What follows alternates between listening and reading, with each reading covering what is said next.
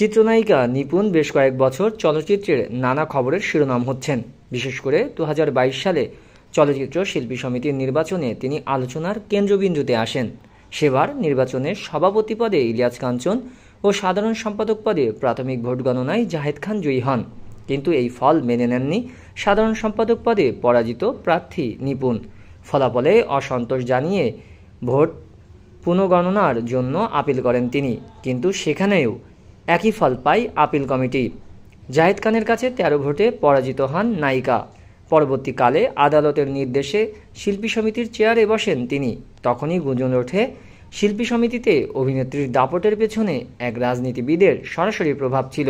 সে সময় কেউ ভয়ে মুখ না খুললেও এবার প্রকাশ্যেই শিল্পী সমিতির নির্বাচনে রাজনৈতিক হস্তক্ষেপের অভিযোগ করলেন সে সময় দায়িত্ব পালন করা নির্বাচন কমিশনাররা। সেই নির্বাচনে প্রধান নির্বাচন কমিশনারের দায়িত্ব পালন করেন পীরজাদা হারুন। তিনি জানান, তিনি 5 বার শিল্পী সমিতির নির্বাচনে কমিশনারের দায়িত্ব পালন করেছেন। তার বিরুদ্ধে কোনো অভিযোগ ছিল না, কিন্তু 2022 সালের নির্বাচনে তার উপর চাপ প্রয়োগ করা হয়, যা তাকে মানসিকভাবে এখনও আতঙ্কিত করে। হারুন বলেন, নির্বাচনে নিপুণকে জয়ী দেখাতে অনেক উপর থেকে এক ক্ষমতাবান রাজনীতিবিদ একের পর এক ফোন করতে থাকেন। তিনি সে সময় স্বরাষ্ট্র মন্ত্রণালয় সহ প্রায় সব মন্ত্রণালয়ে সরাসরি প্রভাব খাটাতেন, নিয়ন্ত্রণ করতেন বলা যায়। তিনি নানাভাবে ম্যানেজ করার চেষ্টা করতেন, কিন্তু আমি সরাসরি না বলে দেই। যখন রাজি হলাম না তখন ফল নিয়ে মামলা করা হলো, সেটা চলে গেল কোর্টে।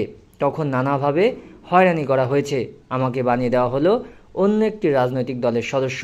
নানা কারণে আমাকে ছোট করা হলো, এফডিসিতে নিষিদ্ধ করা হলো। শিল্পী সমিতির সেই নির্বাচন কমিশনের সঙ্গে যুক্ত আরেকজনের নাম প্রকাশ না করার শর্তে তিনি বলেন, আমাদের নির্বাচন কমিশনারদের একের পর এক ভয়ভীতি দেখিয়ে গালিগালাজ করা হয়, বলা হয় যে পুলিশ দিয়ে তুলে নিয়ে যাবে।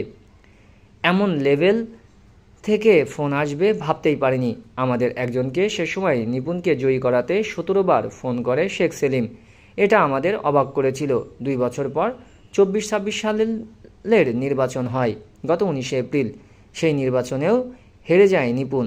সভাপতি পদে জয়ী হন মিশা সওদাগর ও সাধারণ সম্পাদক নির্বাচিত হন ডিপজল।